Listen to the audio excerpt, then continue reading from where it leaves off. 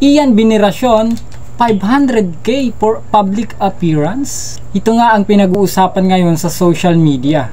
Dahil na nga rin sa post nito ni Ronaldo C. Carvalho. This January kasi merong gaganaping festival dyan sa Tarlac. Ngayon in-request na isa siya sa mga paparada doon. Na ang gagawin lamang ay kakaway-kaway lang sa mga tao. Sakay ng float. Pero remember, 500k ang hinihingi. At kung mag-extend pa, ay dadagdagan ng 100k per hour. So alam naman natin kung gaano kahaba ang parade, gaano katagal yan. Hindi posible na umabot yan ng mga ilang oras. Siguro iniisip ninyo, ito ba talaga ay gusto ni Ian Veneracion? O kaya naman ay gusto lang ito ng manager niya?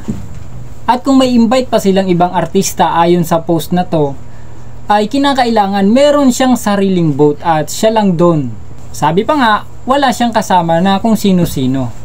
At sabi naman dito, okay naman sa kanila yung 500k. Ang hindi nila nagustuhan, yung kapag lumagpas ng 1 hour ay magdadagdag sila ng 100k. Dito sila hindi nagkasundo.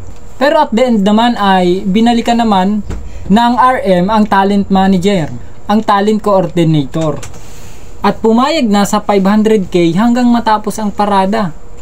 Pero ay meron na silang kinokontak na ibang artista. Ito na nga si Piolo Pascual, na ito na ang replacement kay Ian.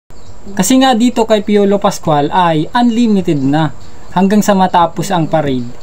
Worth of 150k lang daw ang hinihingi. Pero nagalit ang mga netizen dito kay Ronaldo kasi nga pinost niya ito sa social media.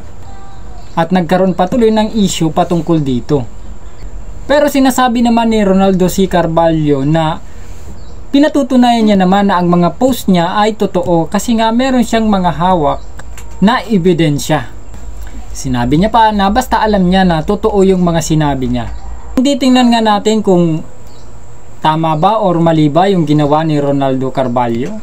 Siguro kung sa part niya ay meron lang siyang isang mabigat na dahilan kung kaya't nagawa niya yon.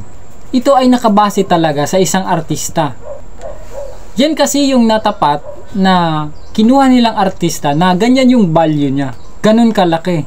Sabihin na nating in demand yung public appearance niya. Kaya ganun kamahal ang singil niya. Don't forget to subscribe.